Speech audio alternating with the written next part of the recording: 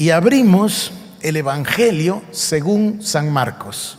Hoy es un día maravilloso, hoy es un día especial para nosotros, porque hoy vamos a dar inicio a la predicación de esta serie maravillosa, de forma expositiva, y escogimos este Evangelio tan peculiar.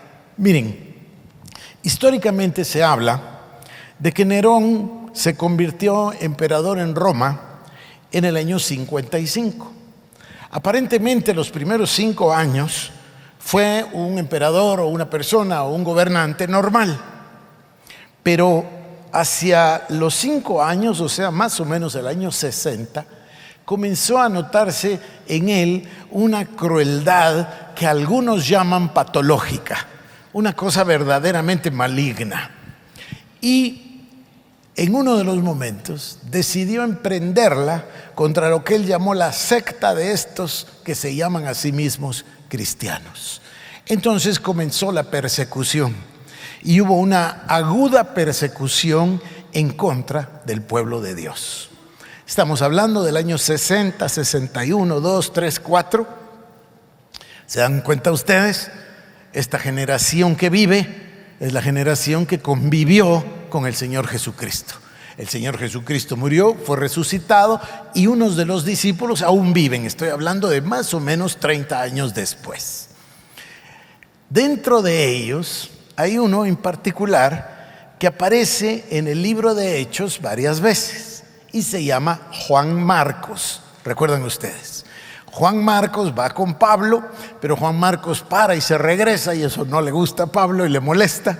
Entonces en el libro de Hechos hay una segunda cita de Juan Marcos y en ese caso dice Pablo que se molestó tanto que entonces que se fuera Juan Marcos con Bernabé y Silas conmigo y se separan después de una discusión. O sea que nos vuelve a aparecer Juan Marcos. Y después nos vuelve a aparecer ya en el libro de Timoteo, en la primera carta a Timoteo, donde Pablo dice, mira, y acércame a Marcos que me ha sido tan útil, entendiendo que había habido una reconciliación y que trabajaban juntos nuevamente.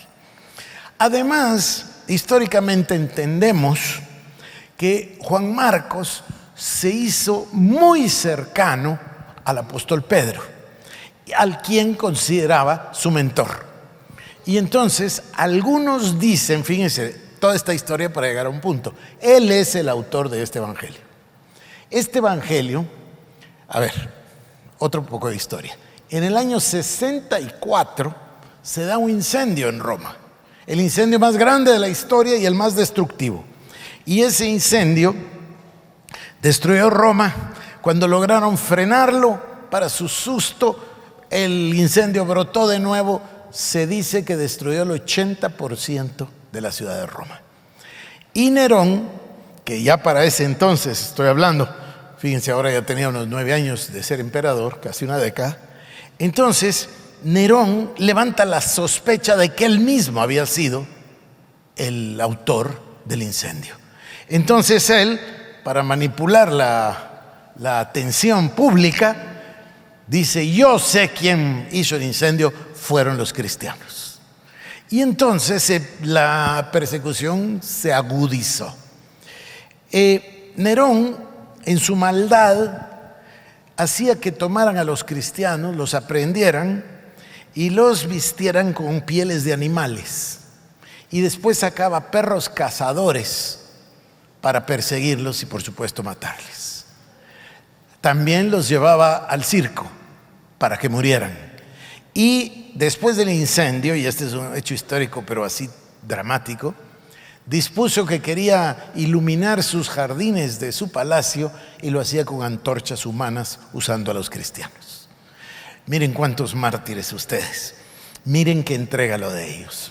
Entonces, toda esta historia nos pone a nosotros en un sitio donde los creyentes tenían que reunirse a escondidas, probablemente en las catacumbas, con el objeto de participar de su fe, de hacer crecer su fe en comunidad. Quizás nosotros hoy en día no entendemos cuando dice no dejando de congregaros como algunos tienen por costumbre. Miren qué vital era la comunión de los hermanos en un periodo de tanta persecución, de tanta necesidad. El estar con los hermanos, el orar unos por otros, unos con otros, todos juntos, era una cosa realmente para mantener su fe.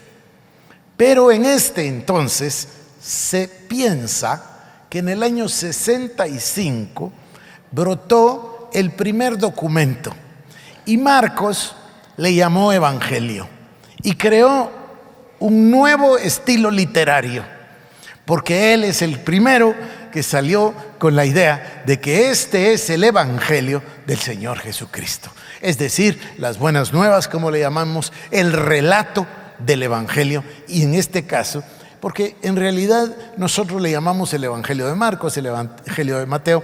En realidad la forma estricta, rigurosa de decirlo sería el Evangelio de las buenas nuevas conforme a Marcos, el Evangelio de las buenas nuevas de acuerdo al relato de Mateo o de Lucas, por supuesto, etc. Entonces, Juan, 3 evangelios son sinópticos y son los primeros 3: Mateo, Marcos y Lucas. Los 3 evangelios narran los mismos hechos. El de Marcos lo narra más corto que los otros. Mateo y Lucas entran, el evangelio según San Mateo y según San Lucas entran en detalles a los que Marcos no entra. Marcos es un evangelio veloz, es un evangelio que va al grano. Quizás la literatura sea más rústica, pero muy violenta, muy al grano, muy directa. Nos va a bendecir muchísimo. Y fíjense ustedes qué curioso, el evangelio según San Marcos usa la palabra griega que se escribe Euthus y se pronuncia Euthus, que no tiene nada que ver con YouTube, por cierto, es otra cosa. Y esta palabra Euthus quiere decir rápido, súbito, enseguida, inmediatamente. Y es curioso que Marcos la usa 32 veces y en todo el Nuevo Testamento solo se encuentra 12 veces más. Esto describe el temperamento, el carácter y la urgencia que él tiene de dar el mensaje.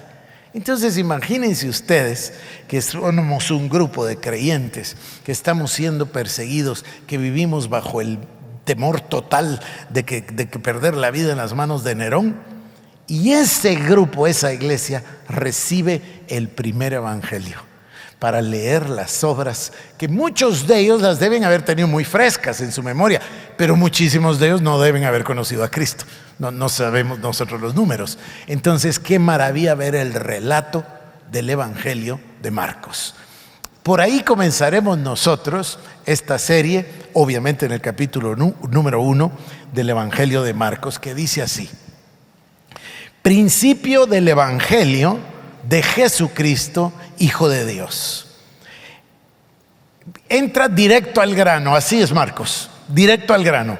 Principio del Evangelio de Jesucristo. El Evangelio o las buenas nuevas son de Jesucristo. Y luego lo califica, este es el mensaje central de todo el Evangelio: el Hijo de Dios. Ya vamos a llegar al capítulo 8, donde están esos momentos tan fuertes, donde el Señor le pregunta a Pedro: ¿y ustedes quiénes dicen que yo soy? Y Pedro dice: tú eres el Cristo. ¿Se recuerdan ustedes? Entonces, este es el tema central. Este es el principio, así dice, el principio del Evangelio de Jesucristo, Hijo de Dios. Punto. Miren qué introducción. Y luego dice, como está escrito en Isaías el profeta: he aquí yo envío mi mensajero delante de tu faz, el cual preparará tu camino delante de ti. Voz del que clama en el desierto: preparad el camino del Señor, enderezad sus sendas. De inmediato y sin perder tiempo, entra, fíjense ustedes, yo me gocé tanto esos días que pasamos juntos, de los primeros 15, 20 días del mes de enero. Y cuando terminamos y vimos aquel documental tan lindo del camino a Emaús, nos enfocamos en la revelación que Cristo le dio a sus discípulos acerca de la palabra. La manera de entender la palabra de Dios, la manera de comprenderla, la manera de interpretarla, es comprender que Jesús es el centro de toda la palabra. Todo el Antiguo Testamento habla del Mesías que va a venir. El Nuevo Testamento revela al Mesías que ha venido. Y las cartas nos hablan, el libro de Hechos, y las cartas del Evangelio proclamado. Y luego el libro de Apocalipsis nos habla de la plenitud del reino que vendrá. Esta es la manera de interpretar la palabra, con Cristo en el centro de la Escritura. Y entendemos que el Señor Jesús les reveló este secreto, esta llave, dándoles a entender a ellos que todo lo que hablaron los profetas y todo lo que se escribió en el Antiguo Testamento apuntaba precisamente a Él. Ellos lo entendieron, les cayó un velo de los ojos y aprendieron a predicar aquel mensaje tan lindo que hicimos después de los 19 días, ya no recuerdo, otro miércoles o jueves me parece, donde hablamos nosotros de que el Señor Jesús durante 40 días les dio un curso intensivo de cómo predicar. Y les enseñó a predicar a Cristo con la Escritura. ¿Por qué? Porque Cristo es la palabra, Cristo es el verbo, Cristo es el centro de todo el plan de Dios. Bueno, nosotros vemos que Marcos aprendió. Sin duda estaba ahí y sin duda aprendió. Entonces, ¿qué hace Marcos? Vengan conmigo. Principio del Evangelio de Jesucristo, Hijo de Dios. Establece con toda claridad lo que va a hacer. Este es un evangelio. Esto no es una novela, esto no es un libro de historia, esto es un evangelio. Las buenas nuevas, es algo nuevo, algo que va a ir a dar a las manos de los creyentes, que tiene un objetivo y nos va a dar el principio del evangelio de Jesucristo, Hijo de Dios. Y luego pasa inmediatamente a los pasajes de los versos 2 y 3. Entonces dice: yo envío mi mensajero delante de tu faz, el cual preparará tu camino delante de ti, voz del que clama en el desierto. Perdonen porque no leí la primera parte del verso 2, como está escrito en el libro de Isaías el profeta. O sea, ¿qué hace?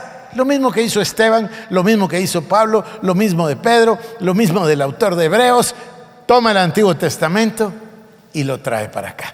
Lo que Dios habló y lo que dijeron los profetas se está cumpliendo aquí. En este caso, en Juan el Bautista, porque vamos a verlo en un momento, el Evangelio de Jesucristo. Entonces, nos parecería que solo Isaías, pero la verdad es que mezcla 3 palabras. Mezcla una palabra del libro de Éxodo, mezcla una profecía del libro de Isaías y también mezcla una profecía del libro de Malaquías. Y usa las 3 escrituras, 3 libros del Antiguo Testamento, para decir que habría de venir un hombre, y por supuesto es Juan el Bautista, y pasa directo a él. Verso 3: voz del que clama en el desierto, preparad el camino del Señor, enderezad sus sendas. ¿Qué quiere decir? Quiere decir que les está diciendo: ya va a venir el Mesías. Porque antes del Mesías tenía que venir uno. Esta era la confusión con Elías. ¿Recuerdan? Cuando termina el canon del Antiguo Testamento en Malaquías, dice: va a regresar Elías. Luego vienen los 400 años de silencio. Entonces ellos están esperando que regrese Elías. Están esperando a Elías. Esto es una costumbre judía que todavía se da en la Pascua. Hay una silla vacía. Y si alguien que no sabe pregunta: ¿no vino algún invitado? Dice: no, la silla vacía es para Elías, porque el día que se siente habrá de venir el Mesías. Ellos lo están esperando, pero Marcos ya lo comprendió, le fue revelado. Entonces nos da las 3 palabras, la de Éxodo, la de Isaías y la de Malaquías, y pasa inmediatamente el verso 4. Bautizaba Juan en el desierto y predicaba el bautismo de arrepentimiento para perdón de pecados. Juan llama la atención de una manera apoteósica. Incluso históricamente, la venida de Juan y el brotar del ministerio de Juan fue más notorio o más notable al principio que el de Cristo mismo. ¿Por qué? Porque ellos tenían en su mente que se había acabado. 400 años son muchos años. Se había acabado el ministerio de los profetas. Y ellos seguían pensando en Elías, y en Eliseo, y en Isaías, y en Jeremías, y en Moisés. Es decir, los profetas antiguos. Y de repente sale del desierto y brota un profeta, Juan. Entonces viene vestido como se vestían los profetas, habla como hablaban los profetas. Es decir, todos se maravillan. ¿Quién es este profeta que ha salido del desierto para hablarnos?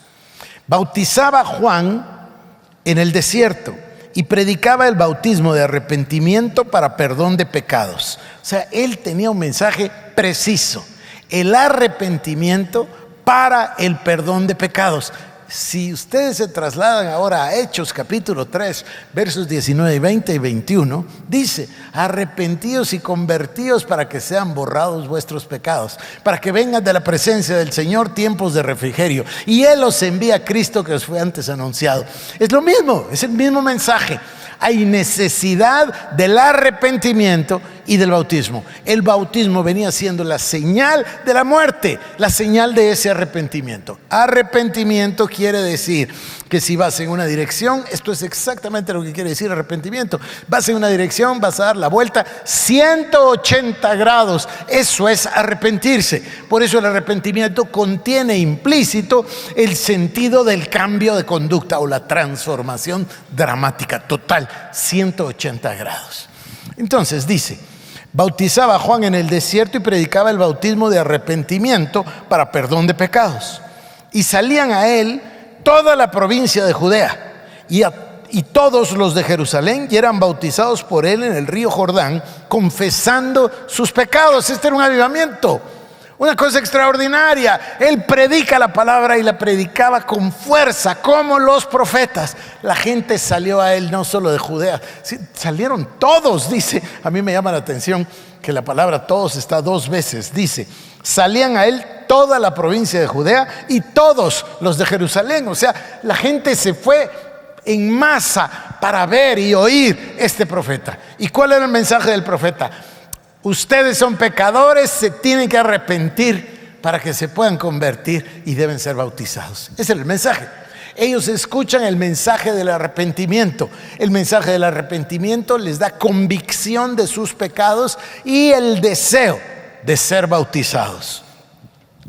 Y dice: y Juan estaba vestido de pelo de camello y tenía un cinto de cuero alrededor de sus lomos, y comía langostas y miel silvestre. Era exactamente como los profetas. Y predicaba diciendo, miren ustedes: viene tras mí el que es más poderoso que yo, a quien no soy digno de desatar encorvado la correa de su calzado. Yo a la verdad os he bautizado con agua, pero él os bautizará con Espíritu Santo.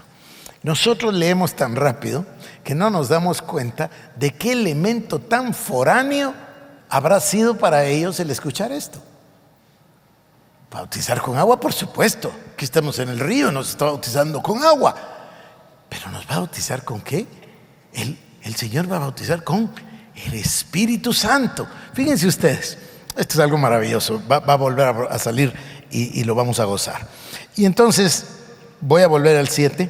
Predicaba diciendo: viene tras mí el que es más poderoso que yo, a quien no soy digno ni siquiera de desatar la correa de su calzado. Viene tras mí el que es más poderoso que yo. El mensaje de Juan tiene dos partes. Número 1, llama al pueblo al arrepentimiento y al bautismo en agua. Y número 2, les está diciendo: lo que estaban esperando, aquí está. Aquí está. Ahora, me voy a adelantar a mí mismo, pero voy a satisfacer una duda. Ellos están confundidos. Dicen: ¿será posible? Entonces este es Elías. ¿Será Elías? Es que si es Elías, ya sabemos que viene después. Entonces van y le dicen: ¿eres tú Elías? No, yo no soy Elías, soy Juan. Sin embargo, Jesús dijo: él es Elías, porque dice, ministra en el poder y el espíritu de Elías. O sea que, ¿era Elías o no era Elías? Ambos sí. No, no era Elías, pero sí. Vivía, ministraba, actuaba en el poder y en el espíritu de Elías. Es decir, Dios lo ungió como ungió a Elías. Este es Juan. Ahora, si ustedes se fijan, Marcos, con esta palabra inmediatamente, ya nos entró directo al bautismo. Ya sentimos que vamos ahorita al bautismo de Cristo. Ya está delante de nosotros. Mateo y Lucas no. Mateo y Lucas nos explican cómo fue concebido Juan el Bautista, su madre, cómo se juntó con María, la madre de Jesús, cómo este niño brincó desde el mismo vientre. Recuerdan los detalles. En cambio, Marcos entra directo al tema que él quiere hacer saber el Evangelio. Este es el principio del Evangelio de Jesucristo, Hijo de Dios. Entonces, seguimos y dice: yo a la verdad os he bautizado con agua, pero él os bautizará con Espíritu Santo. Aconteció en aquellos días que Jesús vino de Nazaret de Galilea y fue bautizado por Juan en el Jordán. Y luego, cuando subía del agua, vio abrirse los cielos y al Espíritu como paloma que descendía sobre él. Y vino una voz de los cielos que decía: tú eres mi Hijo amado, en ti tengo complacencia. Bueno, llegó Jesús para ser bautizado. Los otros evangelios nos cuentan, Mateo con detalle, que él le dijo: no, ¿y cómo te voy a bautizar yo a ti? Yo debería ser bautizado por ti. No, dijo Jesús, dejemos que así se cumpla toda palabra. Ahora, fíjense ustedes que ahí hay otro tema difícil de comprender. Él está llamando a la gente para el arrepentimiento y para el bautismo. Entonces, como que no tiene mucho sentido que Jesús, que no conoció pecado, vaya. ¿Tiene o no tiene sentido? Otra vez, 2 veces sí. No tiene sentido aparentemente. Pero Cristo no fue para arrepentirse de sus pecados. Él fue para arrepentirse de nuestros pecados. Él cumplió toda la palabra. Él sabía que iba a ir a la cruz. Ahí iba a morir por nuestros pecados y se iba a producir el intercambio divino. El intercambio maravilloso. Ese intercambio extraordinario donde Él tomó nuestros pecados, nuestra injusticia, nuestras enfermedades y nos entregó su justicia. Nos hizo la justicia de Dios en Cristo Jesús, nos dio su justificación, nos dio sanidad. El Señor se llevó nuestro pecado para darnos su justificación. Ese es el intercambio divino. Ahora Él lo sabía, entonces le dice a Juan: conviene que hagamos todo. Y Juan, me imagino que dijo: bueno, voy a hacer, pues ni modo que iban a tener ahí una conferencia teológica, ¿no? Entonces dijo: lo hacemos. Y lo bautizó. Ahora él cumplió y va al agua. No tenía de qué arrepentirse, piensen bien. Pero lo hace por nosotros. Se está arrepintiendo de nuestros pecados, está actuando en lugar de nosotros. Va al agua y cuando sale del agua, ¿qué pasa? Se oye la voz de Dios, el Padre. Ahí está el Padre, ahí está el Hijo, y desciende sobre él el Espíritu Santo. Y tenemos a la Trinidad. Hay varios momentos, a mí me gusta mucho ese tema, pero ahí tenemos nosotros a la Trinidad completa, manifiesta. ¿Se dan cuenta? Está Juan el Bautista, que cómo debe quedar de la voz de Dios, 3 veces la voz de Dios en el Nuevo Testamento, y esta es una. Este es mi Hijo amado, en quien tengo complacencia. Más claro no puede estar. Que Juan ya lo sabía, ¿no? Juan lo sabía porque cuando llega dice: yo no puedo bautizarte a ti. Él lo sabía desde que antes de nacer. ¿Se recuerdan? En el vientre de Elizabeth, su madre. Entonces ahora él lo reconoce. Dice: yo no puedo, yo no soy digno ni siquiera de desatar la correa de su calzado. ¿Y cómo te voy a bautizar? Pero el otro le dice: conviene. Y miren el resultado. ¿Se imaginan ustedes a Juan? Pienso en Juan porque los otros no entendían tanto. Pero Juan sí lo entendía todo. Entonces oye la voz del Padre. Está el Hijo saliendo aquí del agua de la obediencia. Y desciende sobre él el Espíritu Santo. Es un momento especial. Es un momento especial. Y si lo chequean, fíjense ustedes que en la Biblia tenemos la palabra cronos para el tiempo, la hora. Pero tenemos la palabra kairos, que también es tiempo, pero es un tiempo particular que marca la historia. Bueno, este es un tiempo particular que marca la historia. Y si lo miran, no está como cronos, está como kairos. Es un momento especial de parte de Dios en la perfección de la palabra de Dios. Entonces, dice: Jesús vino a Nazaret de Galilea y fue bautizado por Juan en el Jordán.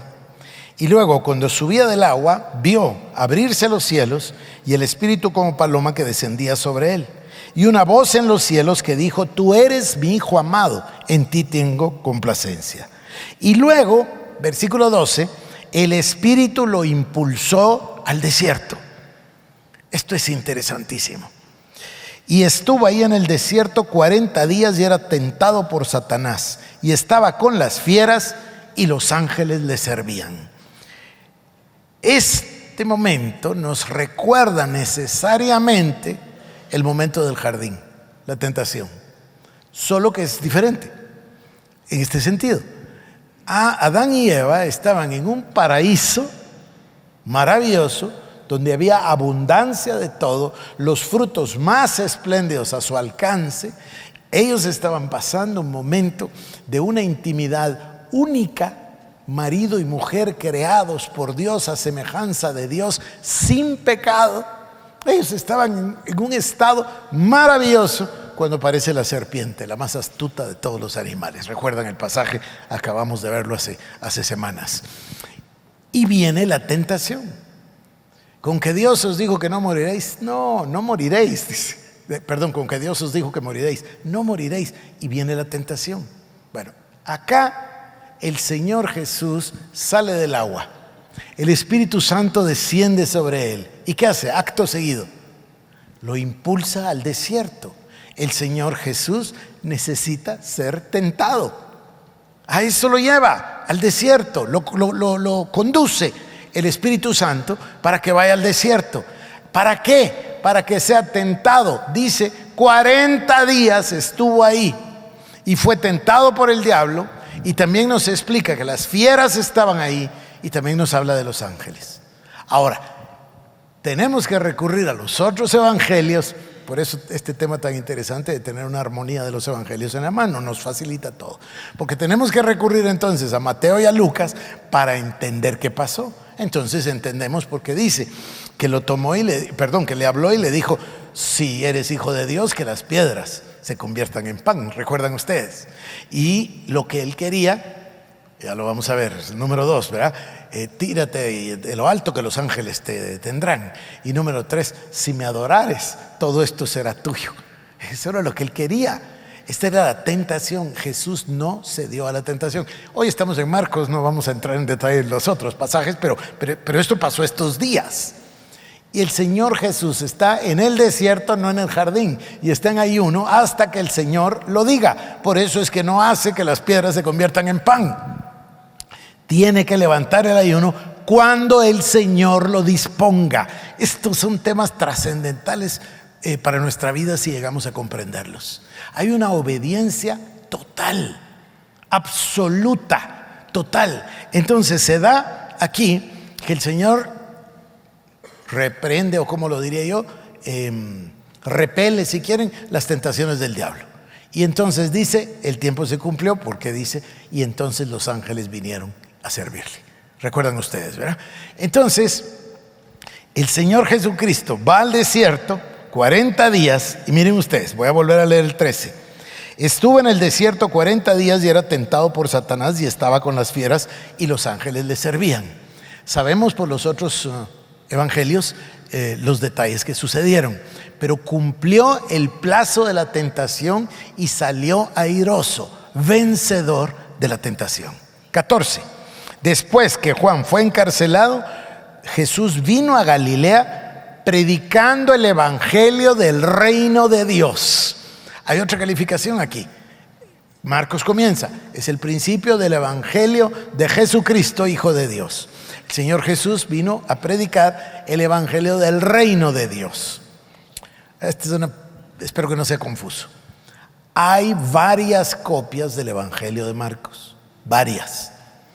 Y en esas copias hay 2 diferencias. Una de las diferencias es que 6 o 7 de las copias dicen el principio del evangelio de Jesucristo, Hijo de Dios. Y las otras dicen el principio del evangelio del reino de Jesucristo, Hijo de Dios. No es relevante, puesto que aquí lo estamos viendo. Jesús regresó Cuando Juan fue encarcelado, Jesús vino de Galilea, ¿y qué vino a hacer? A predicar el evangelio del reino de Dios. Paremos un momentito y regresemos otra vez al principio.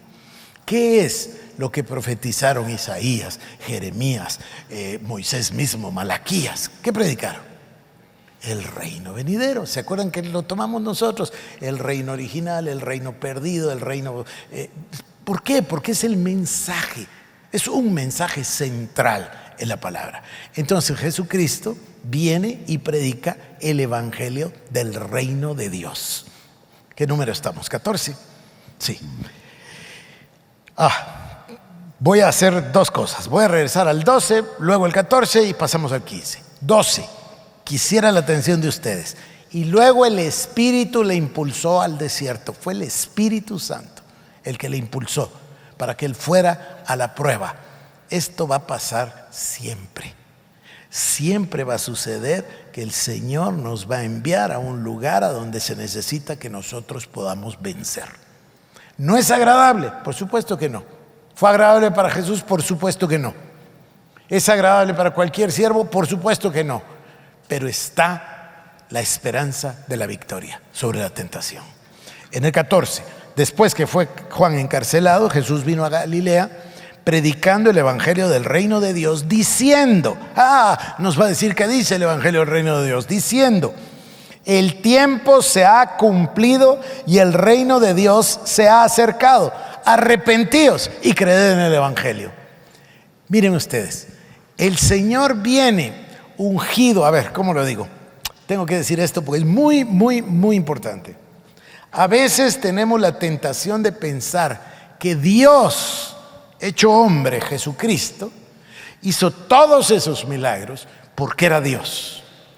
Bueno, tenemos que aceptar que no es así. Dios se desvistió de su gloria, tomó forma de hombre e hizo todos esos milagros como hombre ungido por el Espíritu Santo. ¿Lo repito? Fíjense pues, está pensando la gente es que Él es Dios y por eso hace eso. Sí, pero entonces no se comprenden pasajes como por ejemplo, las mismas cosas haréis vosotros y aún mayores. No se comprende cómo podemos vivir en lo sobrenatural, salvo que comprendamos que Dios, que Cristo tomó forma de hombre y no se aferró al ser hecho igual a Dios, sino que se despojó de su gloria y se humilló tomando forma de hombre, y no de hombre sino de siervo, y se humilló hasta la muerte, y no cualquier muerte, muerte de cruz, por lo cual Dios lo exaltó hasta lo sumo. Pero es ese hombre el que recibe el Espíritu Santo.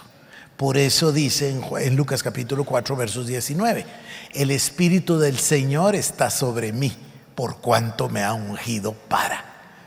Eso es algo que todos los discípulos de Cristo deben poder decir.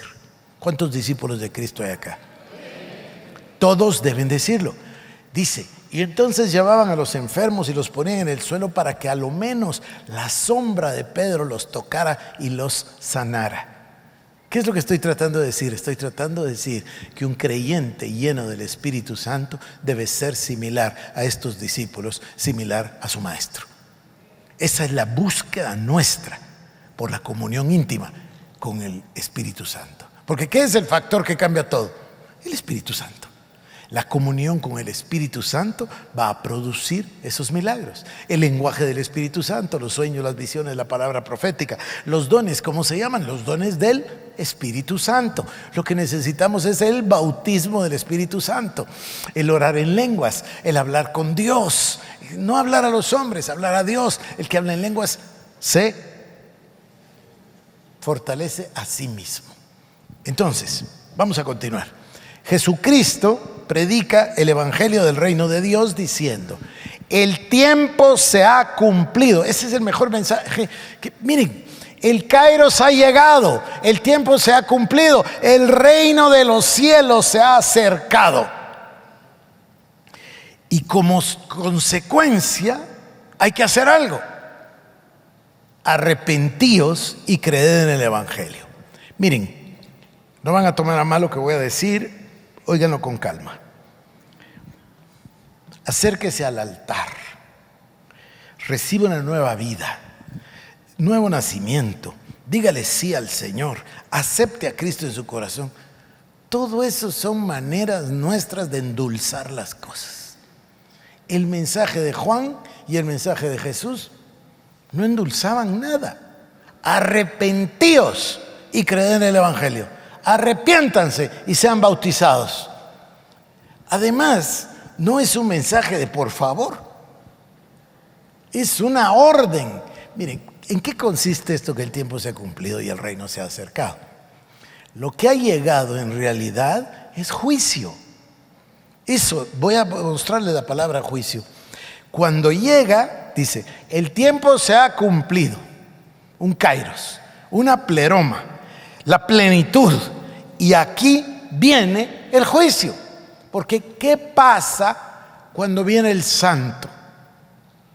¿Qué dice el profeta? ¿Recuerdan? Ay, dice, yo inmundo de labios, ay de mí, ¿sí o no? Así es siempre. ¿Por qué no querían ir los israelitas al monte Sinaí? No, anda tú y nos contás, dice Moisés. Porque el pecado no puede enfrentarse con la santidad. Por eso es el compromiso de santidad, por eso es la vida en santidad, por eso es la necesidad del compromiso con Dios para vivir en santidad, porque entonces podemos acercarnos confiadamente al trono de su gracia. Pero aquí el mensaje es: arrepentíos y creed en el Evangelio. Es un mensaje fuerte, es un mensaje directo. Miren, yo les contaba de un avivamiento el otro día allá en Texas, reciente, donde la presencia del Señor llegó y los jóvenes comenzaron a tener la necesidad de pasar a la plataforma. Y el pastor dice, bueno, sí, puedes pasar, es que necesito confesar mis pecados. Bueno, dijo, pasa. Y el muchacho confesó sus pecados, y otro, y jóvenes, jovencitos y jovencitas, porque la iglesia queda cerca de una universidad, de un college. Y entonces el avivamiento abarcó. No había, dice, ni una habitación en todos los dormitorios del college donde no estuvieran orando. La sensación de santidad. Por eso les narré el mensaje predicado por ese misionero, ¿cuándo fue? 1920, no me acuerdo, que le llamó: el avivamiento es juicio. Porque estamos pensando que el avivamiento es reírnos y el avivamiento es gozar. No, el avivamiento trae la presencia de Dios, y lo que la presencia de Dios produce es esa sensación de estar mal con la santidad y por ende la necesidad del arrepentimiento. El tiempo se ha cumplido, el reino de los cielos se ha acercado. Arrepentíos y creed en el Evangelio. Andando junto al mar de Galilea, escuchen esto, vio a Simón y a Andrés su hermano que echaban la red en el mar porque eran pescadores. Y les dijo Jesús: venid en pos de mí y haré de vosotros pescadores de hombres.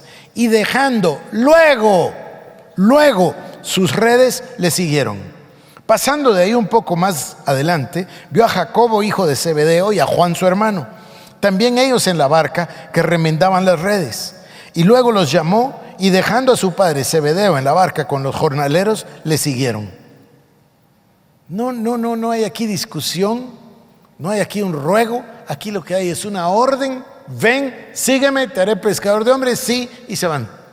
Imaginen la cara de Zebedeo cuando mira a Juan y a Jacobo, para los que había construido el negocio de la pesca, y lo dejan con los jornaleros pescando a él. Y se van detrás del rabino. Porque acuérdense que lo que Jesús está haciendo aquí es formando su escuela, sus discípulos, ¿verdad? Aquellos a los que va a enseñar. Dice la historia que Platón tenía una escuela, y entonces puso la escuela y se sentaban todos y escuchaban y aprendían. Dentro de ellos tuvo su mejor alumno, Aristóteles. Pero Aristóteles era distinto que Platón.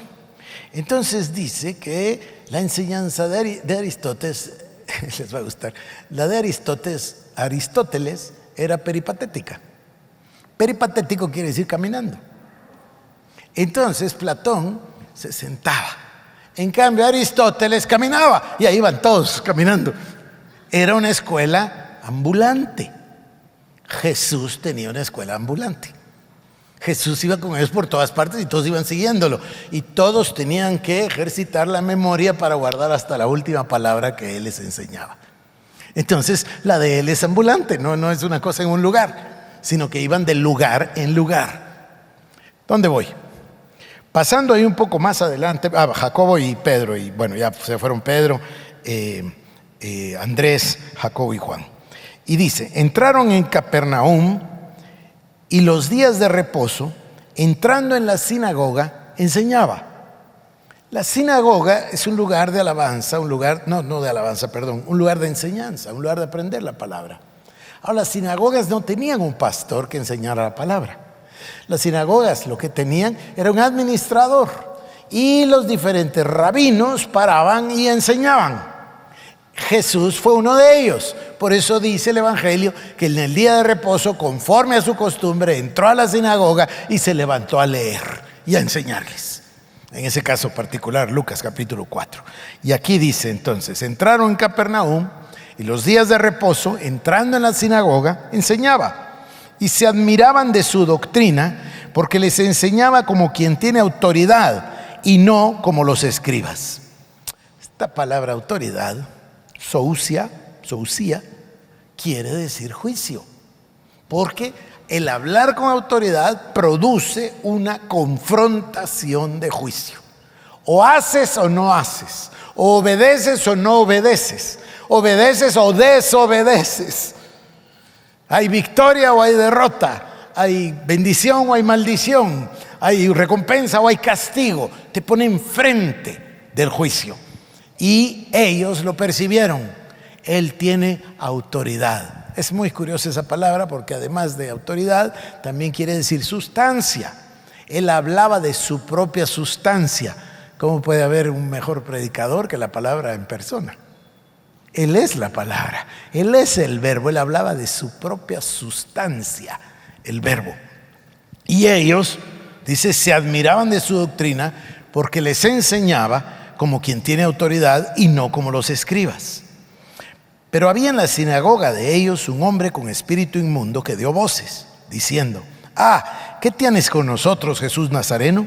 ¿Has venido para destruirnos? Sé quién eres, el Santo de Dios. Miren, los fariseos, los religiosos, no sabían quién era, pero los demonios sí. Los demonios estaban sabidos de lo que habría de venir. Y lo reconocieron de inmediato.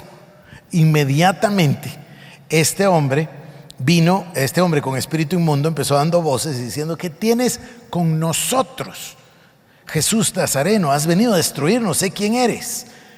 ¿Por qué dice nosotros? Aparte es donde está legión.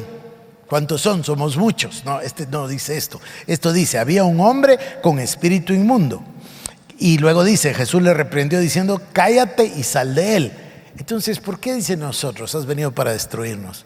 Porque sabía perfectamente que Jesús vendría a la tierra, iría a la cruz, moriría en la cruz y destruiría el reino de Satanás y ataría al diablo. Eso lo sabe el diablo.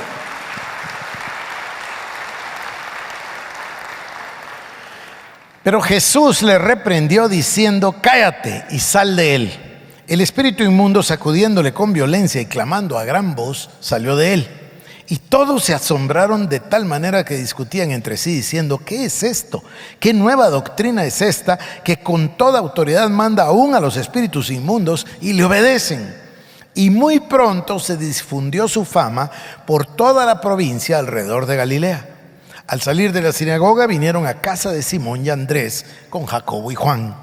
Y la suegra de Simón estaba acostada con fiebre y enseguida le hablaron de ella. Entonces él se acercó, la tomó de la mano y la levantó e inmediatamente le dejó la fiebre y ella les servía.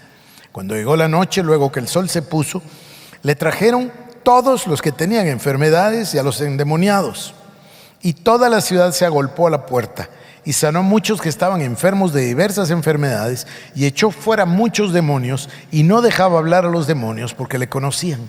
Levantándose muy de mañana, siendo aún muy oscuro, salió y se fue a un lugar desierto y ahí oraba. Y le buscó Simón y los que con él estaban, y hallándole le dijeron: todos te buscan.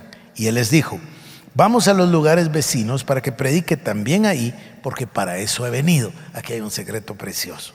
Fíjense, la gente le busca así por multitudes para que le sane. Entonces dice: sanó a muchos de sus enfermedades y liberó a muchos de demonios o de espíritus inmundos. Luego, fíjense que dice que cuando cayó la noche vino toda la ciudad. Entonces, ¿a qué horas habrá terminado? Y sin embargo, mucho antes de que amaneciera, salió a orar. Fue a orar y lo alcanzan ellos. Entonces le dicen: mira, todos te están buscando, vamos. Y Jesús contesta y dice, miren, esto es interesantísimo: vamos a los lugares vecinos para que predique también ahí, porque para eso he venido. Sí, por supuesto que vino a sanar a los enfermos. Por supuesto, él mismo lo dice: yo no vine por los sanos, sino por los enfermos. Pero él dice: yo vine para predicar allí. El mensaje es el evangelio del reino, para eso vino. Entonces, estas multitudes de enfermos que lo movían a compasión, le hacían actuar en eso, pero se volvió famoso. Y aquí es donde entra otra vez el tema humano. ¿Qué era lo que querían? ¿Oírlo o ser sanados? Querían ser sanados, querían un beneficio y además lo querían inmediato, ¿no? No están distintos que nosotros. Y él dice: yo vine para predicar el evangelio. Entonces, no va a permitir que esto le quite a él la razón, el objetivo preciso de su ministerio. Y predicaba, 39, predicaba en las sinagogas de ellos en toda Galilea y echaba fuera los demonios. Vino a él un leproso rogándole, y hincada la rodilla le dijo: si quieres puedes limpiarme. Jesús, teniendo misericordia de él, extendió la mano y le tocó y le dijo: quiero, sé limpio. Este es otro ejemplo extraordinario. Un leproso tenía que ir al sacerdote, ver cómo era su llaga. Si su llaga se ponía blanca, se le declaraba la lepra. Esa lepra lo ostracizaba completamente, tenía que irse. No podía vivir con su familia, no podía vivir con su casa, no podía vivir en la comunidad. Era la forma final de la muerte de la persona, tenía que irse, porque obviamente el contagio. Entonces no podía estar a 50 metros de alguien sano. Y si se acercaba a alguien, él tenía que gritar: inmundo, inmundo, inmundo, para que el otro retrocediera para evitar el contagio. El leproso no podía tocar a nadie, ni nadie podía tocar al leproso. Pero el leproso escucha de Jesús y va y le dice: si quieres puedes limpiarme. Jesús hubiera podido decir sí. Recuerdan ustedes, muchas veces fue solo la palabra, en el caso de Pedro la sombra, pero dice: y le tocó. Este pasaje para mí va en línea con el del día de reposo. Jesucristo está diciendo que hay un mandamiento más grande que la ley, y que la ley dice que no puede tocarlo, pero que el mandamiento del amor dice que puede tocarlo y extenderse y tocarlo. ¿Por qué digo lo del día de reposo? Porque hay personas que dicen que ya no es válido el día de reposo porque Jesús dijo que sus discípulos era el día de reposo, pero no han leído bien. Dice: el día de reposo no fue hecho por el hombre no fue hecho por el día de reposo, sino que el día de reposo fue hecho por el hombre, y mayor que el día de reposo es el Hijo del Hombre, Él. Entonces, yo estoy viendo que nos muestra excepciones. Ya van a encontrar otro pasaje maravilloso donde dice: y ustedes no se recuerdan de que David entró y se comió el pan de la proposición. ¿Recuerdan eso? Porque siempre va a venir el legalismo a tratar de anular el poder del amor del evangelio de Jesucristo. Siempre. Y nosotros, si bien no tenemos de ninguna manera que despreciar ni repudiar la ley y el Antiguo Testamento, debemos entender que hay un mandamiento mayor y hay alguien mayor, que es el amor y que es el Hijo de Dios, Jesucristo. Tenemos que tener eso claro. A ver, sigamos. ¿Dónde voy? 39 a 42. El hombre dijo, y entonces Jesús dijo: quiero ser limpio. Y así que él hubo hablado, al instante la lepra se fue de aquel y quedó limpio. Este es el mismo pasaje anterior, van a ver. Y le encargó rigurosamente y le despidió luego. Mira, no digas a nadie nada, sino ve, muéstrate al sacerdote y ofrece por la purificación. ¿Y por qué Jesús no quería que fuera a hablar? Porque iba a tener la Asociación Nacional de Leprosos al día siguiente ahí. No por los leprosos o algo malo de los leprosos, sino porque él dice, mi mensaje, mi objetivo es predicar. Sanó a los enfermos, cero discusión. Liberó a los endemoniados, pero su meta de él es predicar el evangelio del reino. Ido él, comenzó a publicarlo mucho y a divulgar el hecho, de manera que ya Jesús no podía entrar abiertamente en la ciudad, sino que se quedaba fuera en los lugares desiertos, y venían a él de todas partes. Yo creo que voy a terminar acá en el capítulo número 1, pero lo que deseo es que vayamos nosotros decantando las verdades más significativas para nuestra vida. La primera es esta: es el evangelio del reino de Jesucristo, Hijo de Dios. El mensaje de Juan y el mensaje de Jesús coinciden. La necesidad es arrepiéntete y cree en el evangelio. Estos dos hechos son los dos hechos que cambian nuestra historia, que cambian nuestra vida. Nos tenemos que arrepentir de nuestros pecados y necesitamos creer en el evangelio de Jesucristo. Ahí va a entrar el creer que Él es el Hijo de Dios, creer que nació de una virgen, creer que murió por nosotros, creer que fue crucificado, creer que resucitó, creer que vendrá de nuevo. Todas estas son las buenas nuevas de Jesucristo. Voy a invitarle a que cierre sus ojos un instante, que incline su rostro, y voy a invitarle a que examine su corazón. Que examine su corazón y vea si usted tiene algo de qué arrepentirse. Y voy a invitarle a que piense en estas dos palabras terribles, la palabra duda y la palabra incredulidad. Si usted necesita arrepentirse de la duda, arrepentirse de la incredulidad, sin duda entonces la necesidad es creer en el evangelio. Así que quiero abrir el altar e invitar a que Dios haya tocado el día de hoy por su palabra, recordándole que el mensaje de Juan y el mensaje de Cristo coinciden en esta expresión: arrepentíos y creed en el evangelio. Si alguien necesita arrepentirse, aquí estamos para orar por usted. Acérquese, por favor.